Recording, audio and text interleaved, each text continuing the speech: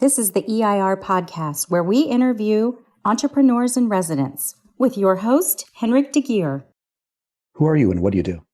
I am the entrepreneur in residence at Millikan University in Decatur, Illinois, and I have been doing that for a number of years now, about 15 years, I guess. And what I do is help, I guess. I add my business experience to the academic world that is there at the university and try to combine those two elements to provide a better educational opportunity for the students. Bruce, how are you involved as an entrepreneur in residence?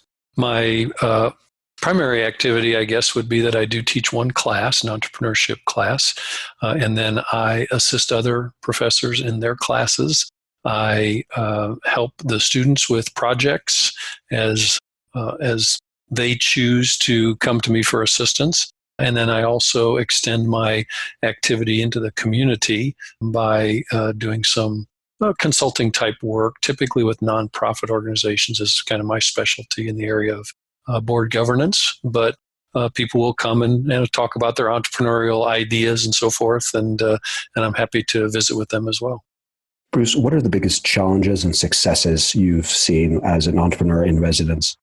I think the successes are for me as a non-academic person, I really enjoy going into the classroom, visiting with other professors' students, and telling them my story, my real life experiences, and just watch them match that up with some of the things that have been in the book or in the lectures or in the class discussions ahead of that time. And sometimes they'll have really excellent questions, really interested discussions with me.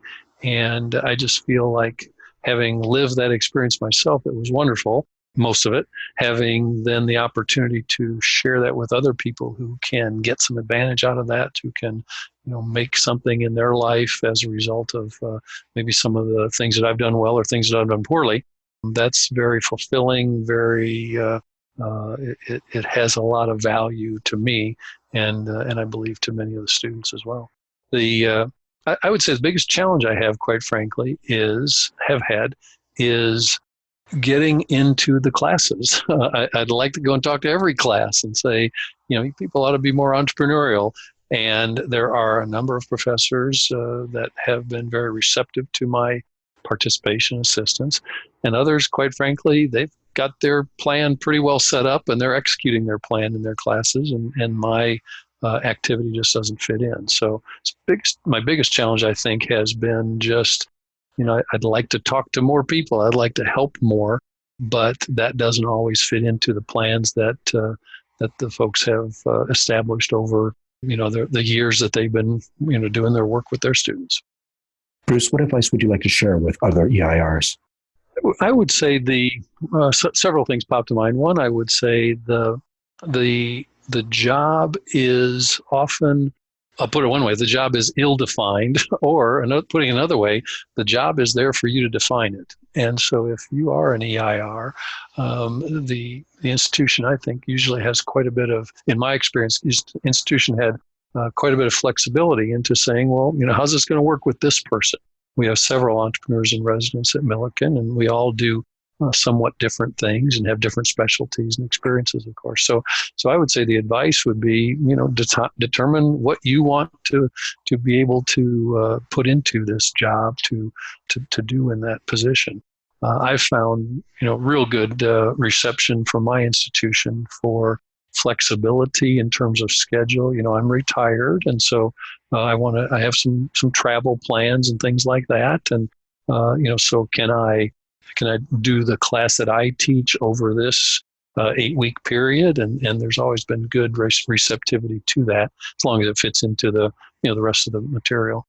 And so I think that versatility of the role definition has been very valuable to me. And I would encourage prospective entrepreneurs in residence to make the job work the way they want it to work, and so forth.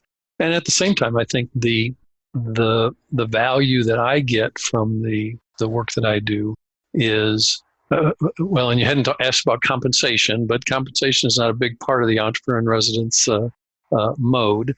I do get compensated for the class that I teach as an adjunct instructor, according to that scale. But really what I get out of this is the ability to be in the academic environment without, quite frankly, having jumped through all the academic hoops that people must go through to be in that world. And so take advantage of that and go sit in on classes and talk to some of the professors. The faculty are some of the smartest people that you're going to meet, and they're very deep smart in some topics, and so it can be very rewarding to be a part of that environment with using in my case my business background to provide entry to that. So I think that the forming of the job and making it be what you want it to be, take advantage of the connections you have with the institution and deepen those connections and so forth, I think would be very valuable. And I've been very fortunate, in my institution, we're very advanced, I would say, in terms of taking entrepreneurship to multiple disciplines. So throughout the campus, there are actual faculty members who are designated as entrepreneurship fellows, and they are bringing entrepreneurship to sports medicine and theater and art and biology and social sciences, things like that. And so I would encourage the entrepreneur in residence not to confine him or herself to just doing entrepreneurship to the business students who want to start a business, run a business, sell a business. That's a fine piece of the entrepreneurial world, but there's a lot of people out there who need entrepreneurial knowledge and skills that aren't in the business school. And I've found a lot of satisfaction in working with those folks to learn something about what they're doing and then also help them along their path. I just a couple weeks ago, I guess I was in a biology class, entrepreneurship, science entrepreneurship class. And these were typically pre-medical professional students. And so someday they're going to run their own practice, and they kind of wanted to talk about how might we do some of that. And so that was very, so I'd say take the entrepreneurship message beyond just the business school would be another chunk of advice that I would toss out. Couldn't agree more. Good. And Bruce, where can we learn more about entrepreneurs in residence and your work as an EIR? Yeah,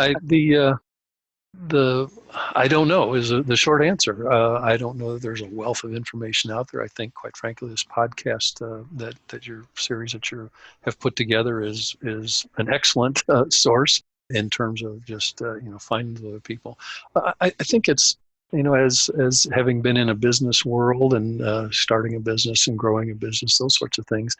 You go looking for it and you find other people who are doing similar things, and you pick up the phone and you talk to them or you get connect with them in some other manner.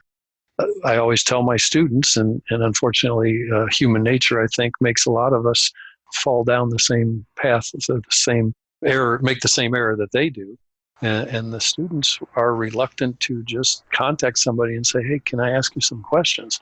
And my experience has been almost anybody that you call and ask questions of, they'd love to tell you their story. They'd love to tell you how it works for them, how it doesn't work for them.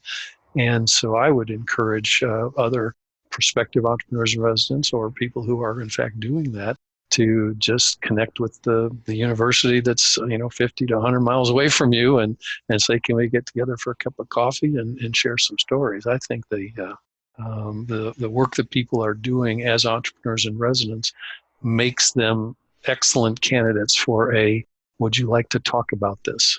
So there's the one-on-one, just make contact with somebody and ask them some questions. But other than that, I don't know of particular resources that are out there that say, here's how to do this job, or even here's why to do this job. To be honest, I stumbled on it when I, in my IT consulting business, when we sold the company. I was kind of retired because they didn't need another CEO in the other organization. So I was looking around for what I wanted to do next and had been in touch with my institution. And we just started talking about it. And I remember the person who was running the Center for Entrepreneurship at the time, and she got out a blank piece of paper. She said, okay, let's design a job here. So I guess some other steps to take would be just go to talk to the folks at your local institution and see what sorts of interests they have in an entrepreneur in residence program, and maybe they have them and you can jump in and join the gang, and maybe they just will help you put one together. For more about this, visit EIRpodcast.com. Don't forget to please subscribe, rate, and review. Tune in next week for the next episode. Thanks for listening.